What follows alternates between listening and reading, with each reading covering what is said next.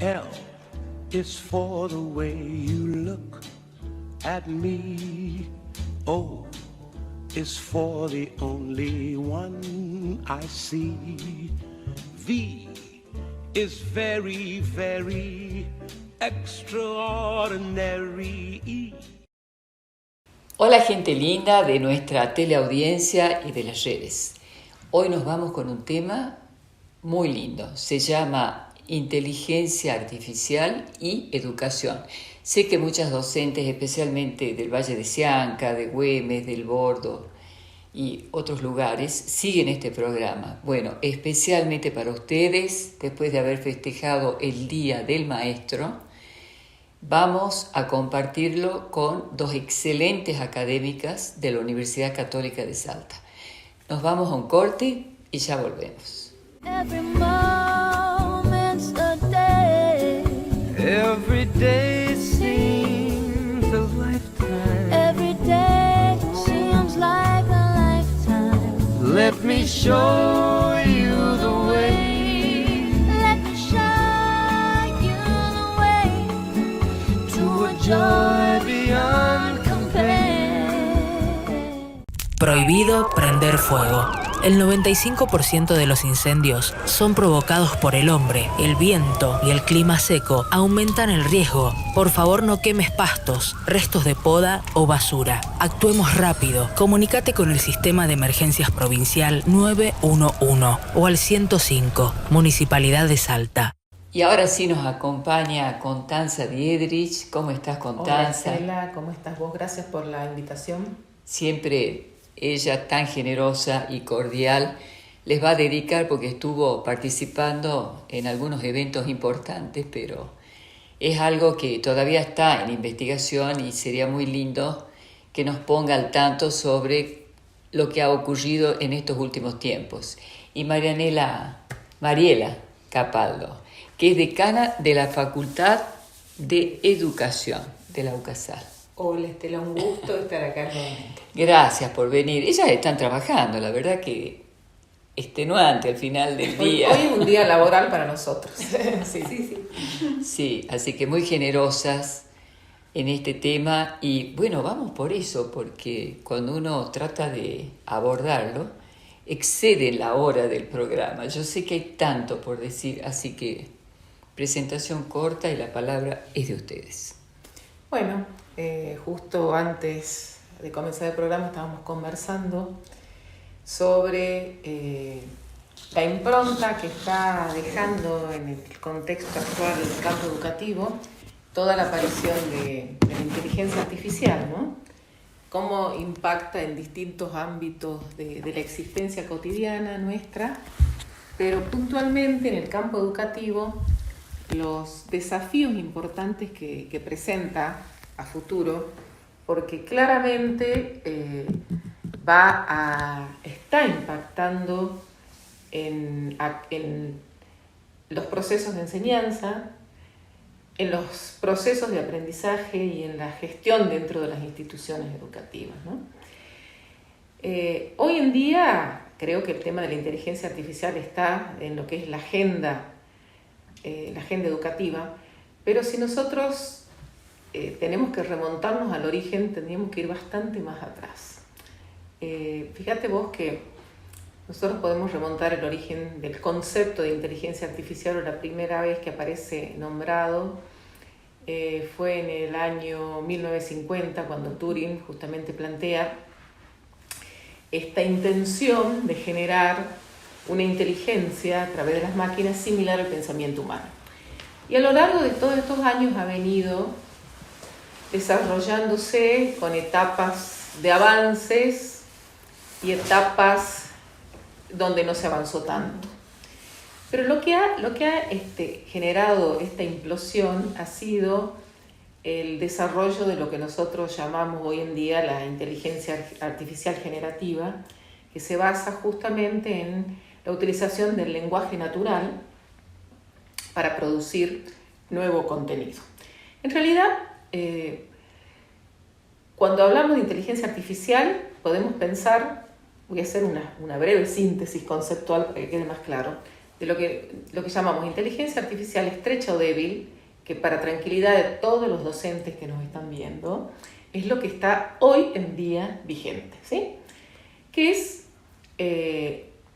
la máquina que de alguna manera imita o realiza determinadas acciones, pero muy acotadas.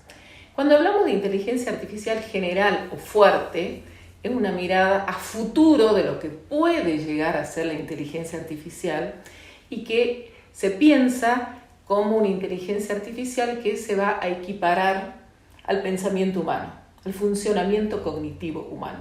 Pero eso está todavía lejos, espero. Espero que así sea. Y de la que es la inteligencia artificial estrecha, que es la que hoy está vigente, nosotros tenemos dos vertientes que están impactando muy fuerte dentro del ámbito educativo. Lo que se llama la inteligencia artificial predictiva, que toma datos, y esto ha sido fundamental en el desarrollo de este campo, la cantidad de datos que viene produciendo la humanidad en los últimos tiempos. Ambas se basan en datos. Esta inteligencia inteligencia artificial predictiva toma datos y hace predicciones a futuro en base a estos datos. Y lo que es la inteligencia artificial generativa genera nueva información a partir de estos datos. Esas son las dos grandes vertientes en las que se está desarrollando todas las aplicaciones en el campo educativo. Interesante, realmente. Y quizás Mariela. Esto que decía Constanza de la inteligencia artificial generativa es la que ha generado en el campo de la educación el mayor impacto, tanto entre docentes como entre estudiantes. Y me atrevería a pensar que el impacto más fuerte que recibimos desde el campo educativo fue, en relación a los profesores, este miedo a lo que estaba pasando con nuestros estudiantes. Fueron ellos, estudiantes de primaria, secundaria, universidad, no importa, fueron los jóvenes quienes primero empezaron a usar y a adueñarse de esta nueva herramienta. Claro. Y bueno, y ahí apareció como esta primera mirada de qué hacemos con esto, ¿no? Sobre todo con esta inteligencia generativa que contestaba preguntas y contesta preguntas. Acertadamente, en muchas oportunidades. Claro, no siempre, porque Depende. claro, la inteligencia artificial o cualquiera, o las inteligencias, alucinan. A mí me encanta esa palabra, ¿no? Alucinan. El tema es cómo nos damos cuenta cuando Claro. esto es verdad o no, cuando está alucinando, o cómo nos damos cuenta de los sesgos que tiene. Bueno, ahí vuelve a aparecer la mirada del hombre, de la persona. El humano no puede estar al margen de estas respuestas. Puede ser una ayuda, pero no una sustitución. No, por supuesto. Por eso en educación hablamos de herramienta. Quizás deberíamos volver para atrás al concepto vygotsquiano de herramienta, ¿no? que es quien lo introduce en nuestro campo. La herramienta es una ayuda, es algo que me ayuda a desarrollar alguna habilidad, Bueno, una tarea. Yo estaba tratando de acompañarla y entré realmente a todos los aportes que tiene en este momento YouTube sobre inteligencia artificial. Uh-huh. Y me llamó la atención, uno muy bien hecho, por un estudiante, que inclusive los nombra, les miento si me acuerdo de las aplicaciones, que son tantas, ¿no es cierto? El ChatGPT es una de ellas, pero dentro del ChatGPT hay un montón. montones. Y la verdad es que la velocidad con la que se mueve para poder hacer un trabajo que le piden en física y en química, y la claridad con la que lo muestra, nos hace dudar de si realmente es él o quién es. Bueno, a ver, este es uno de los desafíos que se nos presenta justamente lo que vos acabas de plantear, que es uno de los grandes temores, aparte del de temor a perder el empleo, que se presenta habitualmente en todos los campos, no solamente en el campo de la docencia, sino esta cuestión que tiene que ver con la evaluación de los aprendizajes, ¿sí? ¿En qué medida si el alumno recurre a la inteligencia artificial, a alguna de estas herramientas, para hacer una determinada tarea o resolver un determinado problema que se le presenta, ¿en qué medida está esta inteligencia artificial obstaculizando los procesos de aprendizaje, Claro, sí, sí. los procesos de aprendizaje profundo, el pensamiento crítico, que son las cuestiones nucleares que diría yo que la escuela tiene que desarrollar, a más allá de la transmisión de ese determinado cuerpo de conocimientos, hay ciertas competencias que tiene que desarrollar en los alumnos. Entonces este es un desafío para el docente porque implica repensar las actividades de aprendizaje que va a plantear el alumno y repensar los formatos de evaluación. En ese sentido yo veo que es positivo esto que nos saca a los docentes de la zona de confort y nos obliga a repensar nuestras prácticas y a repensar un montón de aspectos nuevos que comienzan a aparecer a partir de estas nuevas tecnologías. Ya vienen apareciendo con las nuevas tecnologías yo diría que en el proceso de la pandemia, en el aislamiento obligatorio que tuvimos, se pusieron en juego nuevos desafíos para los docentes y yo diría que estamos en una segunda fase de estos desafíos que aparecieron cuando a continuación con bastante poco, una brecha de tiempo posterior muy breve, comienza a aparecer la inteligencia artificial y bueno, genera esta Casos impacto. así puntuales, ¿no? Y de paso le mando un beso a Felipe, con quien estuve trabajando 6 años, Felipe. Yo digo, ¿alguien volvería a la libreta del almacenero a sumar si tiene una calculadora? Bueno. Pero también es fundamental que el niño sepa las tablas, tiene que memorizarlas y tiene que poder identificar la del 8, la del 6. O sea, creo que es complicado para el docente competir o esto que vos definís como nuclear. El niño tiene que aprender las tablas, pero después usa la calculadora. Y así pasa con una serie de otros conocimientos y otros procesos. Exactamente. Ya por anterioridad, fíjate que nosotros estamos dentro de lo que es la cuarta revolución industrial, ¿sí? Claro. Con este impacto de... La tercera comienza en los 70 empiezan a aparecer las computadoras, después las computadoras personales, algunas tecnologías comienzan a desarrollarse, pero en este momento estamos en la cuarta revolución industrial que está impactando fuertemente en varios ámbitos. Yo diría que en las anteriores revoluciones también pasó esto. La aparición de determinadas tecnologías propias de la época fue generando esta necesidad de reconvertirse, repensar la educación, pensar en nuevos, al generarse nuevos campos de conocimiento, aparecen también nuevos empleos aparejados.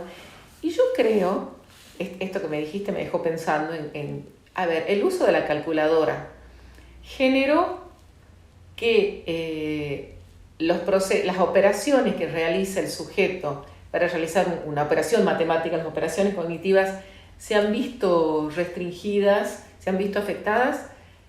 No lo sé, es un tema interesante como para indagar. Mirá que estamos volviendo a la calculadora, ni siquiera estamos en la inteligencia artificial. Pero en la escuela el niño sigue, digamos, los problemas, yo les veo, lo que la maestra pretende que el niño, y es un niño al que atiendo que ya viene rebotando por 3 escuelas, o sea, queda fuera y es brillante.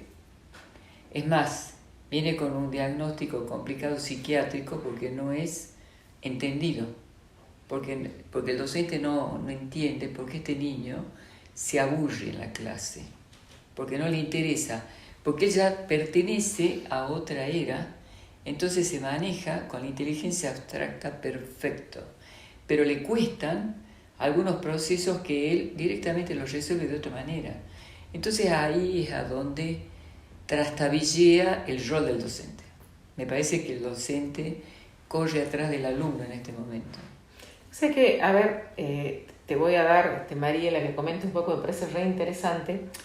La semana pasada, o esta semana fue, ya estoy perdida con el Congreso. La semana pasada. La semana pasada se organizó dentro de la Facultad de Educación, desde la Facultad de Educación, un congreso muy interesante vinculado a la cuestión de la formación del profesorado. Y el eje era justamente, estaba puesto sobre la Humanizar. humanizar la educación, la pedagogía centrada en el estudiante, y tiene que ver con esto que vos estás planteando. Las conferencias del Congreso fueron 2 días de charlas, no estaban vinculadas directamente con la inteligencia artificial ni con las tecnologías, pero en todas apareció el tema. En las conferencias de currículum, en las conferencias de práctica, aparecía el tema de la inteligencia artificial y cómo abordar, generar espacios, integrarlas. En todos los casos, especialistas argentinos, extranjeros, en todos los casos plantearon que es necesario trabajar esto desde el lugar de una herramienta, desde diferentes lugares, pero sí o sí como una herramienta. Y desde ese lugar tenemos que empezar a amigarnos los formadores con estas nuevas prácticas para poder amigar a los que van a ser futuros formadores. Por eso que el Congreso tenía que ver con la formación del profesorado, como decía Constanza. Pero tampoco podemos olvidarnos de que las instituciones, la institución educativa, una de ellas, no evoluciona, ni camina, ni se reproduce a la velocidad que los cambios sociales. Y mucho menos que los cambios tecnológicos. ¿Por qué? Entonces, seguramente porque las instituciones tienen otras dinámicas de trabajo como institución. Eso no significa que los docentes, cada uno desde su labor personal, puedan adaptarse más o menos rápidamente a estos cambios. Pero la institución necesita otros tiempos que tienen que ver con lo institucional y con lo organizacional. Nosotros en la universidad en general y en la Facultad de Educación en particular estamos avanzando con esto, pero los avances van a otro ritmo. Tenemos un pequeño grupo de investigación que estamos estudiando, investigando. Es muy serio, me parece a mí absolutamente a recalcar lo que hace la universidad, porque cuando uno compara con la metodología que utilizan otras universidades que son online, indudablemente que la Universidad Católica tiene en esta área donde ustedes trabajan una gran seriedad. Pero también yo he visto en la clínica, realmente en mi profesión, cómo el fracaso escolar es atribuido al niño cuando en realidad el fracaso es del docente, porque está absolutamente desvinculado de esto que Constanza definió muy bien, una revolución, Claro. La cuarta revolución industrial, y el docente quedó fuera. No son malos docentes. A mí me parece que este proceso de cambio en un país tiene que ser acompañado también por los gobiernos, indudablemente, por un poder legislativo, por un poder judicial, que es lo que uno espera que ocurra, que abrace la escuela, porque la tiene que abrazar a la escuela, especialmente a los docentes, porque dependen de ellos.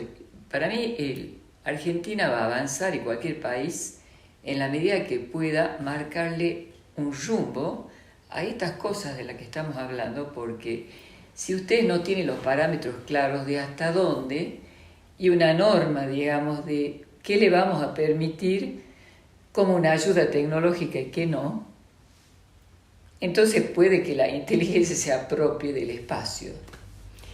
Y se generen más brechas y más distancia en relación a la diferencia de acceso al conocimiento y de acceso al desarrollo de competencias superiores, ¿no? De competencias más fuertes. Un docente que no está actualizado o que de pronto no maneja estas herramientas, el chico lo supera. En el eje, yo iba hace un rato, me gustaría volver sobre el eje del Congreso, que era humanizar la educación. Sí. Humanizar la educación significa poner a la persona en el centro. Y poner a la persona en el centro implica esto que vos decís, considerarlo desde su singularidad, sus particularidades y sus necesidades específicas. Ahora, ¿está preparado el docente? Yo creo que es el gran desafío que tiene el sistema educativo en la actualidad. ¿Está preparado el docente para trabajar con la diversidad Y yo diría que entonces sí, ahí nosotros requerimos de políticas de Estado que incidan sobre distintos aspectos, entre ellos la formación inicial y la formación continua de los docentes, justamente trabajando sobre esta perspectiva, ¿no? La perspectiva de formarlos para trabajar con alumnos que presentan una enorme heterogeneidad. Y tampoco tienen tal vez el acceso a las tecnologías por falta de conectividad, por falta de recursos económicos, porque están a distancia en lugares en donde todavía no llegó ni siquiera internet. Cuando uno tiene que pensar un futuro de la educación, en realidad me parece que Argentina y la provincia de Salta no tiene la igualdad que le permitiría a todos los chicos conectarse online, que es el futuro de la humanidad. Lo presencial está en vías de desaparición, cada vez el tiempo se usa más y la gente se conecta, las sesiones nuestras son online de distintos países, ustedes tienen clases desde hace años, desde la época satelital, estoy hablando de hace más de 20 años, o sea que la universidad fue pionera. ¿Se acuerdan de las aulas satelitales? Tenían 22. Sí, yo recuerdo de antes de los satelitales, soy un poco más antiguo y recuerdo la correspondencia con la que llegaba el material. Pero bueno, yo te diría algo, más que yendo hacia lo virtual totalmente, ¿ves? Se pensaba que a partir de la pandemia se hacían predicciones que íbamos hacia eso. Hay un fenómeno, estamos yendo hacia lo híbrido. Sí. Lo que antes era totalmente virtual, hay una demanda por incorporar la interacción cara a cara en una presencialidad mediada por tecnología o presencialidad in situ. Pero hay una tendencia justamente a articular las herramientas propias del campo virtual con las de la presencialidad. Fíjate vos que la tendencia está siendo hacia lo híbrido. Y estas barreras que antes existían... Me gustaría que hablas del concepto de híbrido. No sé si estamos con tiempo en esta primera parte o lo dejamos para la segunda. Vos sos la que maneja. Yo digo que me parece un concepto fundamental que no todo el mundo lo tiene incorporado y tal vez sea interesante abrirlo un poco con Mariela y te doy mi punto de vista también sobre lo que uno recibe, digamos, como efecto de la educación cuando la cosa no marcha, ¿ok? Ok. Vamos por eso. Muchas gracias por estar con nosotros. Hasta la semana que viene. Love is all that I can give.